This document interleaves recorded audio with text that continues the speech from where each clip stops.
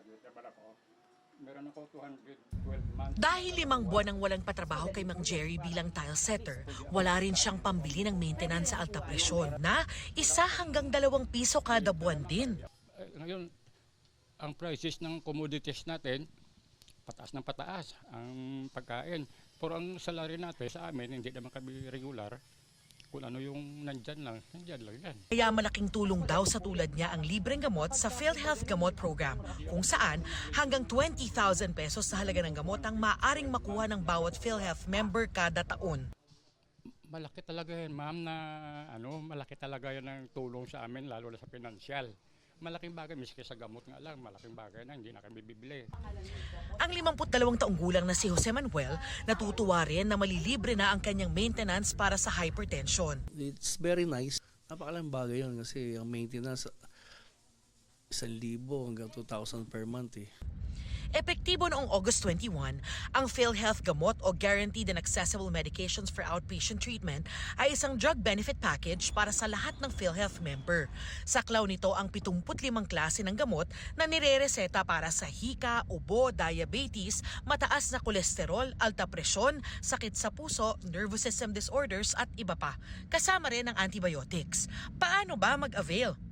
Gamit ang eGov.ph app sa inyong computer o mobile device, magrehistro muna sa PhilHealth member portal sa napiling Yakap Clinic. Makikita ang kumpletong listahan ng Yakap Clinic sa website at official social media pages ng PhilHealth.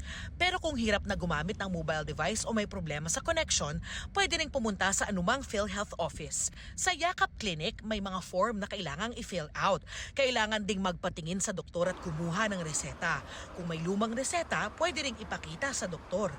Pagkatapos nito, pwede nang pumunta sa kahit saang accredited gamot provider o butika para ipakita ang ibibigay na code para makakuha ng mga gamot.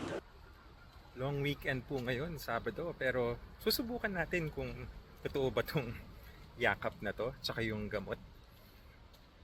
Ako po mismo, kahit sa DOH tayo, hindi rin ako makapaniwala, pero sige, tingnan natin ngayon kung talagang meron.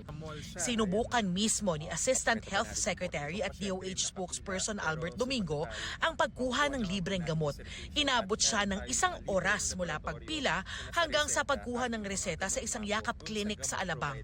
Meron lang issues ng konti daw dun sa gamot app na sinasabi, pero nabigyan pa rin po ako ng reseta. Okay po yung pagbigay ng PhilHealth gamot. Aminado si Domingo na pwede pang pagandahin at pabilisin ang sistema. Nung ako yung nagsusulat sa loob-loob ko, pwede nating paikliin to. Pero ang mahalaga dito ay may simula na. Sa Metro Manila palang ipinatutupad ang programa pero dati nang sinabi ng PhilHealth na palalawakin pa raw nila ang programang ito sa ibang bahagi ng bansa. Para sa GMA Integrated News, Darlene Kai, nakatutok, 24 oras.